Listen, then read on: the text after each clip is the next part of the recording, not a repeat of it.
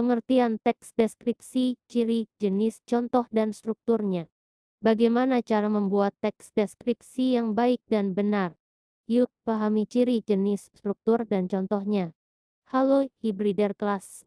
Pernahkah kamu mencoba membuat teks deskripsi? Misalnya, teks deskripsi tentang seseorang yang kamu kagumi, hewan peliharaan, tempat wisata, tumbuhan, atau objek lain yang ada di sekitarmu. Nah, sebelum menulis teks deskripsi, kamu harus memahami tujuan dan ciri-ciri dari teks tersebut. Selanjutnya, kamu bisa menyusun teks deskripsi dengan struktur dan kaidah kebahasaan yang berlaku. Jadi penasaran, susah nggak sih membuat teks deskripsi? Kita belajar bareng-bareng di artikel ini ya. Pengertian teks deskripsi.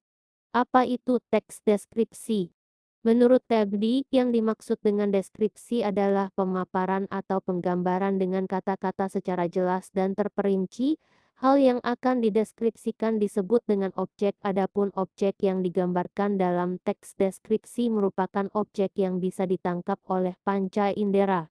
Berdasarkan hal itu, maka teks deskripsi adalah teks yang berisi penggambaran suatu objek, baik makhluk hidup, benda, tempat, atau peristiwa secara terperinci, sehingga pembaca seolah-olah melihat, mendengar, merasakan, atau mengalami sendiri hal yang dideskripsikan oleh penulis. Oleh karena itu, ketika membuat teks deskripsi, pilihlah objek-objek yang juga bisa dibayangkan oleh pembaca ya.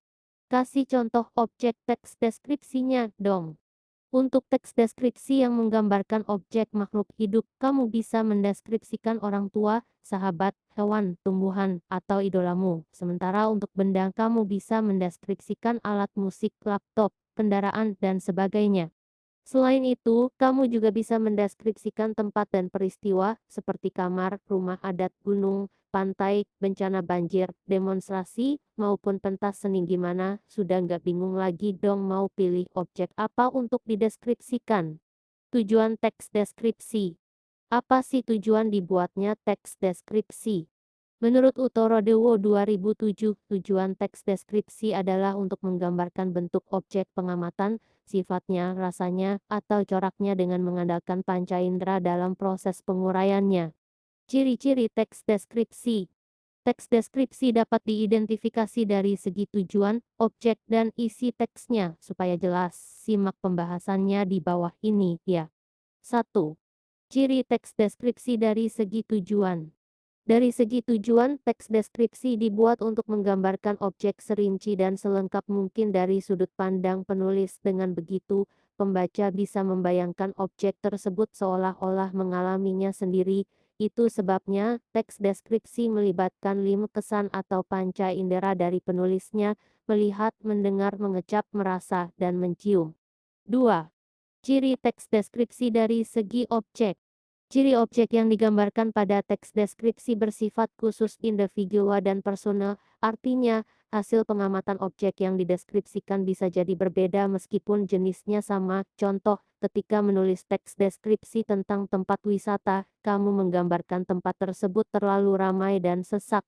Namun, bisa saja temanmu menggambarkan tempat tadi sebagai objek wisata yang seru untuk dikunjungi beramai-ramai. Ingat ya, meskipun objeknya sama, hasil penggambaran setiap penulis bisa berbeda loh. 3. Ciri teks deskripsi dari segi isi.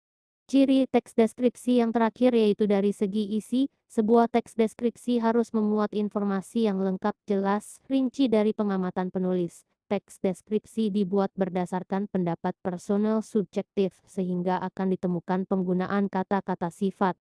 Contoh, kucingku berumur 1 tahun, bulunya halus, lebat, berwarna abu-abu, ekornya panjang dan bergoyang setiap kali aku memanggil namanya. Sungguh lucu dan menggemaskan. Jenis teks deskripsi. Teks deskripsi memiliki 2 jenis, yaitu berdasarkan bentuk dan isinya. 1. Berdasarkan bentuk. Teks deskripsi berdasarkan bentuk terdiri dari teks deskripsi yang berdiri sendiri dan teks deskripsi yang termasuk dalam bagian teks lain. A. Teks deskripsi yang berdiri sendiri. Artinya teks tersebut berdiri sendiri dan tidak dicampur adukan dengan teks lain. B. Teks deskripsi yang termasuk dalam bagian teks lain. Artinya teks tersebut hanya muncul sekilas di dalam cerita pendek, novel, lirik, lagu, atau iklan. 2. Berdasarkan isi. Teks deskripsi berdasarkan isi terdiri dari teks deskripsi spasial, objektif, dan subjektif. A. Teks deskripsi spasial. Teks yang menggambarkan objek dengan sudut pandang ruang dan waktu. B. Teks deskripsi objektif. Teks yang memuat informasi sebuah objek dengan apa adanya tanpa harus diberi opini tambahan. N. Teks deskripsi subjektif. Teks yang memuat informasi dengan tambahan opini penulis sesuai dengan apa yang dilihat, didengar, atau dirasakannya. Struktur teks deskripsi. Sebelum membuat teks deskripsi, kamu perlu mengetahui struktur pembangunnya. Tanpa adanya struktur, maka susunan teks menjadi tidak padu, sehingga tidak enak dibaca. Ada 3 struktur teks deskripsi, yaitu identifikasi, deskripsi bagian, dan simpulan atau kesan. Oke, kita bahas satu persatu, ya. 1. Identifikasi. Struktur identifikasi adalah bagian awal dari teks deskripsi yang berisi pengenalan nama objek, makna nama, lokasi, sejarah lahirnya, atau gambaran umum lainnya tentang objek yang dideskripsikan. Misalnya, kamu memiliki objek pantai, kamu bisa menginformasikan nama dan lokasi dari pantai tersebut. Kamu dapat menuliskan betapa terkenalnya pantai itu. 2. Deskripsi bagian. Struktur deskripsi bagian adalah gambaran rinci dari sudut pandang penulis tentang suatu objek. Penulis menggambarkan apa yang telah ia lihat, dengar, dan rasakan selama mengamati objek pilihannya. Jadi, pada bagian ini, penulis bisa menggambarkan tiap bagian yang ada di objeknya. Misalnya, ketika mendeskripsikan pantai, kamu bisa menggambarkan bahwa pantai merupakan tempat yang sangat indah dengan deburan ombak yang ramai, tetapi udaranya sangat panas sehingga membuatmu harus terus memakai topi.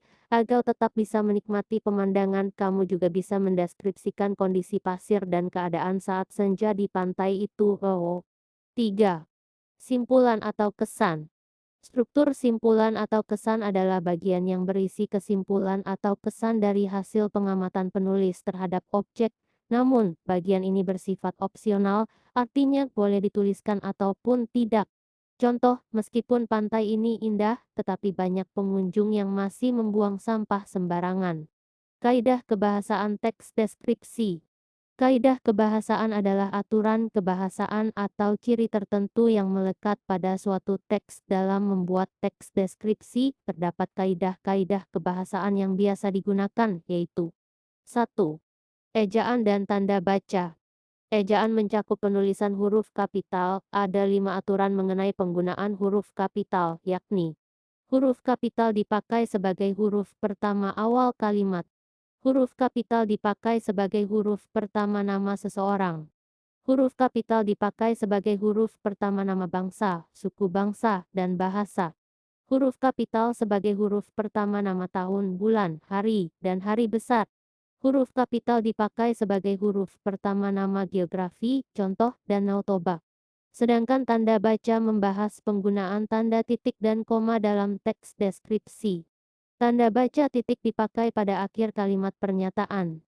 Tanda baca titik dipakai untuk memisahkan bilangan ribuan atau kelipatan yang menunjukkan jumlah.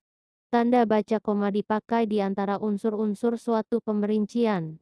Tanda baca koma dipakai sesudah kata seru. Tanda baca koma dipakai di belakang kata penghubung antar kalimat. 2. Sinonim. Sinonim adalah kesamaan makna antara satu kata dengan kata lainnya. Di dalam teks deskripsi, sinonim dapat digunakan untuk mengganti kata agar tidak membosankan untuk dibaca. 3. Kata umum dan kata khusus. Kata umum hipernim adalah kata yang ruang lingkupnya luas dan mencakup banyak hal, sedangkan kata khusus hiponim merupakan kata yang cakupan maknanya lebih sempit. Contoh, toko itu menjual berbagai jenis bunga, ada bunga mawar, melati, anggrek kenanga, lili, sampai Kamboja. Kata umum dalam kalimat tersebut adalah bunga. Sementara kata khususnya yaitu mawar, melati, anggrek kenanga, lili, dan Kamboja. 4. Kata sifat. Kata sifat atau adjektiva merujuk pada keterangan pada objek yang dideskripsikan. Kata ini juga sering diawali dengan kata lebih dan sangat. Contoh, sangat jernih, lebih bersih, dan sebagainya. 5. Kalimat perincian. Kalimat perincian dalam teks deskripsi berguna untuk menjelaskan objek sehingga mudah dibayangkan oleh pembaca. 6. Kalimat serapan panca indera. Kalimat serapan panca indera adalah kalimat yang penulisannya berhubungan dengan indera penglihatan, pendengaran, perasa, penciuman, dan pengecap. Contoh, bunga mawar adalah bunga kesukaanku, wanginya harum dan memiliki banyak warna, tetapi kita harus berhati-hati saat memegangnya, sebab bunga mawar mempunyai batang berduri yang bisa membuat tangan terluka. Contoh teks deskripsi. Kucingku. Aku memiliki seekor kucing bernama Lev. Ia berjenis kelamin betina dan keturunan ras Maine Coon. Lev adalah kesayangan keluargaku. Ia selalu membuat kami gemas dengan tingkah lakunya. Lev berusia 1 tahun, bulunya halus lebat berwarna abu-abu biru cerah adalah warna matanya, ekornya panjang dan bergoyang setiap kali aku memanggil namanya. Lau mempunyai 2 telinga yang meruncing layaknya serigala. Lev suka sekali makan, itu sebabnya ia cepat membesar. Sekarang beratnya mencapai 5 kilogram. Meski begitu, Lev tetap lincah bergerak ke sana kemari. Tetapi, aku harus waspada saat mengajaknya bermain karena Lev sesekali suka mencakar. Aku sangat sayang dengan Love. Semenjak ada dia aku lebih bersemangat dalam menjalani hari. Semoga Lev selalu sehat dan menemaniku hingga tua nanti.